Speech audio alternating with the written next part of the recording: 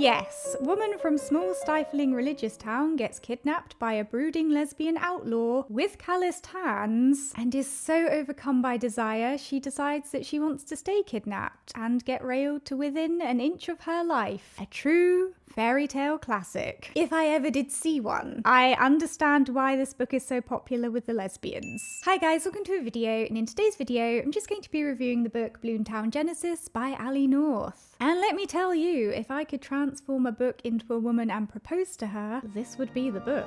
If you're not familiar with Bloomtown Genesis, it follows a woman named Abby Proctor, who is kidnapped from a train in the middle of the desert halfway to her new life in California, soon finding herself a prisoner to the infamous female outlaw, Joey J.T. London Taylor. However, as Abby plots her escape, she stumbles upon a larger conspiracy at play behind her kidnapping. A complicated revelation considering the feelings she's been having for Joey, who might not be the ruthless criminal everyone believes her to be. As a disclaimer, this review may contain some spoilers, so you have been warned. So not only is this book self-published, but I believe it initially started out as an AU fan fiction of The Haunting of Bly Manor. But not only is this book one of the best books I've read in a while, it may also now be one of my most favourite lesbian books of all time. First of all, for the most part, I found the writing in this book vivid, flavorful, and descriptive, yet smooth and easy to digest. It was so refreshing to pick up a lesbian book and find it was well written. I really wish that wasn't the case in 2025,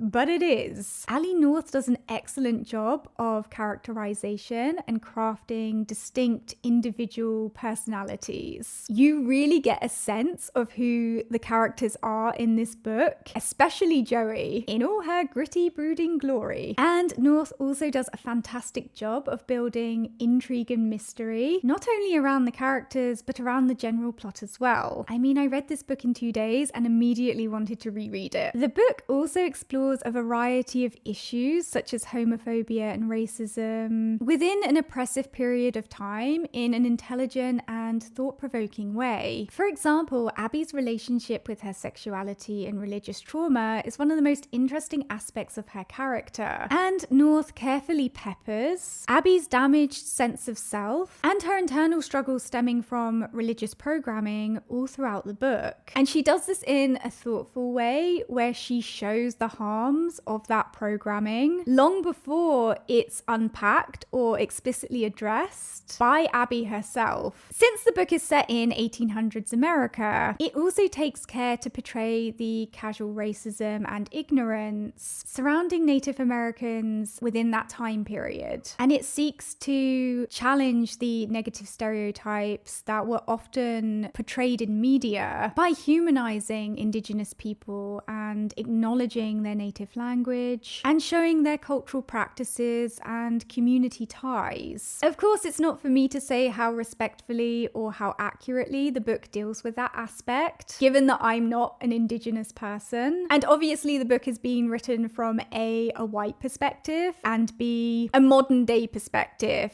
So you do have to take that into consideration. But I think it's fair to say that the author at least means well. As for the romance aspect of this book, it was not crumbs, but the entire bakery. The build-up of sexual tension and suspense between Abby and Joey is so insanely delicious. And Abby's constant thirsting over Joey's arms is relatable. They have an enemies to lovers, soft and educated meets rough and hardened dynamic that's charged yet complicated by the power imbalance between them. It's lesbian catnip. And North does a good job of navigating healthy consent within that imbalance of power. Their interactions are also very BDSM coded from very early on. A lot of the dialogue between them is laced with double meanings and sexual innuendos, and you will be edged within an inch of your life time and time again with these two before it finally goes down, which just makes it going down all the more satisfying. Yeah, oh, I'm not joking when I say that the erotic scenes in this book will leave you needing a cigarette even if you don't smoke.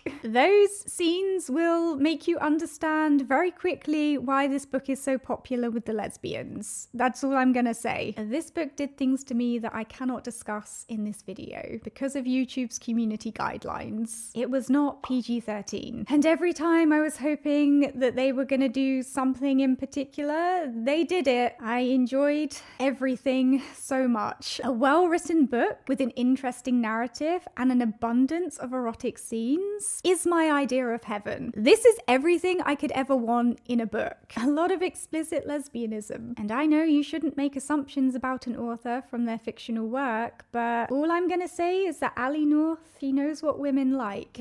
And I respect that she has a wife, so I'll leave it at that. As for criticisms of this book, as I said earlier, the writing is fantastic for the most part, but it does feel slightly rushed in certain places, especially as the story progresses. And I feel like it would have benefited from being a couple hundred pages longer so that the pacing felt more cohesively consistent and certain situations or periods of time didn't feel so glossed over in comparison to others. That said, considering that this book is already quite long, I can give the author some slack. And to be honest, the places where the writing felt rushed are few and far between. So it doesn't really take away from the book overall. This is not so much a criticism, more as it is a question about the leather strap.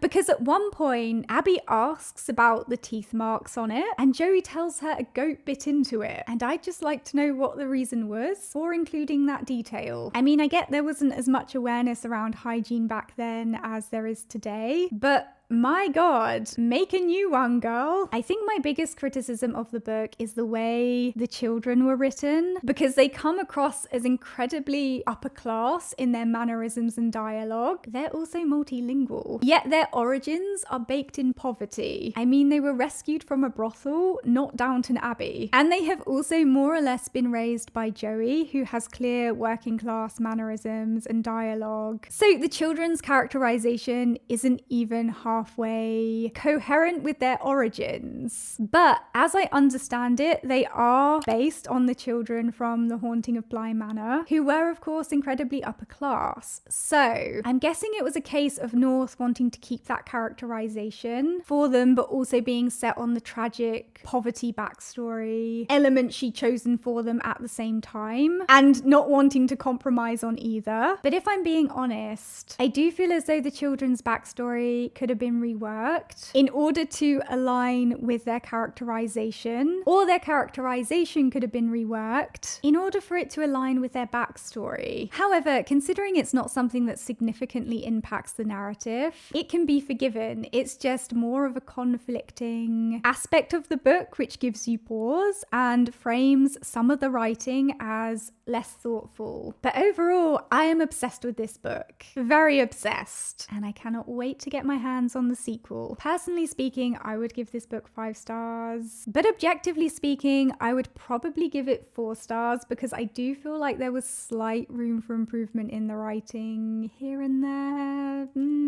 But overall, in my opinion, this book is worth the hype. Okay guys, if you've read Bloomtown Genesis, let me know your thoughts on it down in the comments section below. Please keep those thoughts PG-13. Don't forget to subscribe for instant disappointment. And I'll see you guys soon. Bye.